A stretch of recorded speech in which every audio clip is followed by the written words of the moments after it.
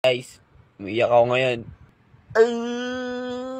Hi guys, may Hilux tayo dito ngayon. Nasa 700 lux lang yung low beam niya at 900 lux yung high beam. Gum type yung sealant nito kaya medyo madaling buksan. Madali lang ito gawin kasi hindi naman permaseal. Kailangan mo lang ng Toyota decoder, pati na rin magtabas dito sa bezel. S40 by LED projectors nga pala nilagay dito. Pati fog lights pinalitan ko na rin ng projector type with laser high beam. Nasa 350 lux lang yung fog lights natin kasi 2 inches. Umabot ng 3,200 lux yung low beam ng headlights at nasa 4,700 yung high beam. May passing light function din nga pala yung ating projector fog lamp. Ito nga pala yung medyo close up sa ating ginawang headlights at fog lights. Hirapan kasi sir i-drive yung sasakyan kasi mahina daw yung ilaw kaya in-upgrade yung fog light pati na rin yung headlights. Galing pa ito ng south at lagi kasi ginagamit sa farm. Isang Hilux pa ulit with Q8 projector fog lamp. Bolt-on installed sa MCC bumpers. Kailangan lang ng specific bracket. Medyo nakabuka nga pala yung tutok ng mga fog lights natin. May high beam function din nga pala ito. Pati signal lights nga pala in-upgrade na rin natin. Hindi yan nag-hyper flash kasi may fan na at canvas. Malawak yung naabot na ilaw ng ating fog lights. Maganda ito sa mga likuan na daan. Lalo na ganito katangkad yung sasakyan. Nagbida-bida na naman ako mag-welding kasi Ironman bumper tong ginagawa ko. Madali lang to dapat gawin kasi gusto ko may adjuster. Kaya umabot ako ng 5 hours sa paggawa nitong fog light. S1 or Q8 by LED projector fog lamps nilagay ko dito with high beam function din. 45 watts per projector. Shield type projector IP67 rating. Custom mounting brackets para sa Ironman bumpers with additional bezel para hindi kita kaluluwa. Pwede taasan or babaan yung tutok ng ilaw para hindi umiyak yung mga bashers na wala namang sasakyan. Isang Hilux pa ulit at headlight naman gagawin natin dito. Kailangan special liquid para mabuksan natin na maayos itong headlight ng Arevo. Kailangan din gumamit ng feeling gauge para ma-retain natin yung original na spacing ng ating bowl reflector. Since nut and bolt installation tayo dito, kailangan walang tutukuran yung ating projectors. Gamit din tayo ng laser aiming device. Gumamit na rin tayo ng original OEM sealant. At ito nga pala itsura ng ating channel. Gumamit din tayo dito ng rubber dust cover at nagdagdag ng ventilation. Ito naman yung ating finished product. Yes, nagkakaroon siya ng parang mata pag nire-retrofit yung H4 headlight. Pero gusto kasi ng client natin na malakas yung headlight na hindi nakakabulag sa kasalubong. Pati na rin signal lights at brake lights para mas visible. Nasa 3,000 lux yung ating low beam at yung high beam naman umabot tayo ng 4,500 lux at 8 meters. At ito naman yung actual na light output ng ating ginawang sasakyan. S40 by LED projector headlights. Long throw ito, may cut-off line kaya hindi nakakasilaw sa kasalubong unless mag-switch sa high beam.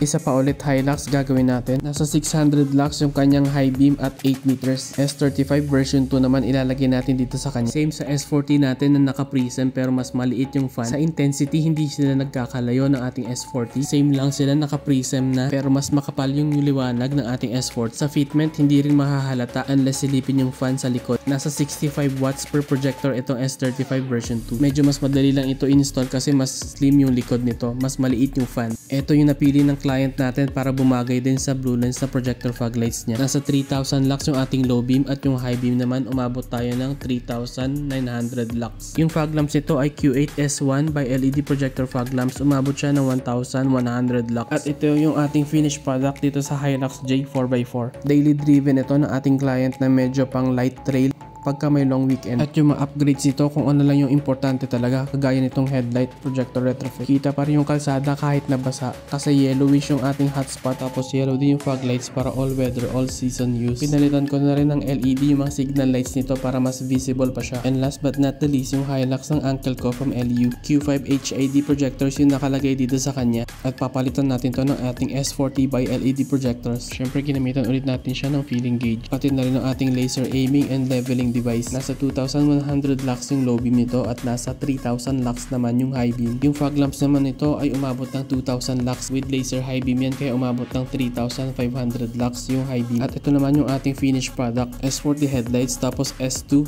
by LED laser projector fog lamp.